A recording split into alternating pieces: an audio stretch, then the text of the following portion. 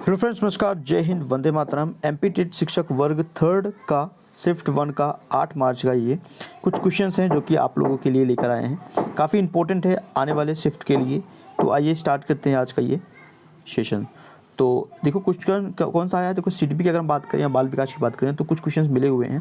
जैसे निम्न में से किसने सामाजिक अधिगम सिद्धांत का प्रतिपादन किया था। तो सामाजिक अधिगम सिद्धांत का प्रतिपादन किया था बंडूरा और वाल्ट्स ने। ठीक है, तो ये 7 मार्च को भी बंडूरा से क्वेश्चन बना था और 8 मार्च को भी। ठीक है, तो यहाँ अब लगातार क्वेश्चंस बन रहे हैं। नेक्स्ट देखते हैं कि मानव विकास के संबंध में पुनर्बलन सिद्धांत।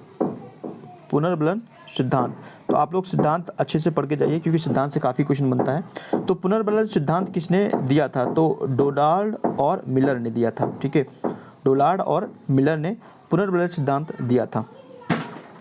नेक्स्ट आपका आया था कि वाइगोत्स्की के अनुसार किसी बालक के विकास में सबसे महत्वपूर्ण योगदान निम्न में से किसका होता है। तो अगर बालक के विकास में सबसे ज़्यादा जो योगदान होता है वो सोसाइटी का होता है, समाज का होता है। ठीक है, तो वाइगोत्स्की के अनुसार ये, तो वाइगोत्स्की से भी एक क्वेश्चन आया था। नेक्स्ट आपका आया था कि पिछड़े जो बालकों की बुद्धि लंबी होती है तो 120। ठीक है, ऐसा कुछ क्वेश्चन था। अच्छा, हिंदी के क्वेश्चन देख लेते हैं कि हिंदी में क्या आया था। एक संधि विच्छेद आया था जैसे कि अति प्लस अंत। तो अत्यंत का संधि विच्छेद पूछा था, अति प्लस अंत होगा।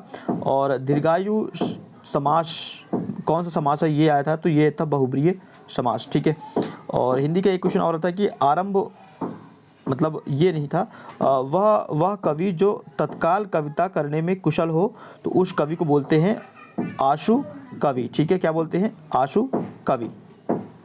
ऐसा कवि जो कि तत्काल कविता कहने में कुशल हो, आशु कवि कहते हैं।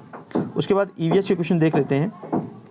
देखो ईवीएस का क्वेश्चन था कि पौधे अपनी श्वसन क्रिया किस माध्यम से करते हैं। पौधे जो हैं अपनी श्वसन क्रिया करते हैं पत्तियों के माध्यम से। ठीक है, पत्तियों के माध्यम से करते हैं।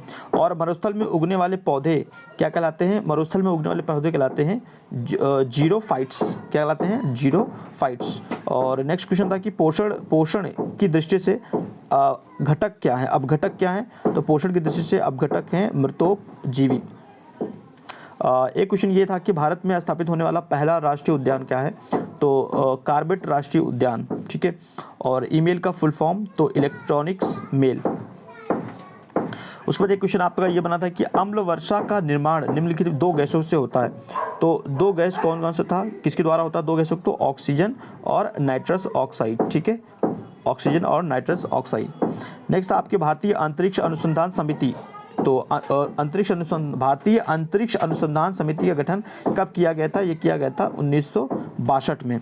और प्रथम स्वदेश निर्मित उपग्रह कौन सा उपग्रह है, ईसेट 2A किस तिथि को अंतरिक्ष में स्थापित किया गया था।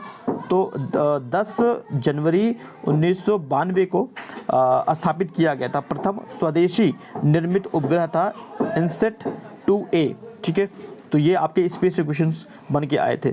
वनस्पति का ग्रह सबसे बड़ा उपग्रह क्या है। वनस्पति जो ग्रह है उसका सबसे बड़ा जो ग्रह कौन सा है, ये है आपका ग्रेनीमिड। तो कौन सा है डियर, ग्रेनीमिड। तो ये क्वेश्चंस मिले थे, बाकी और भी क्वेश्चंस मिलते हैं शिफ्ट 1 का, तो मैं आपको लेके आऊँगा, उसको भी मैं करवा दूँगा।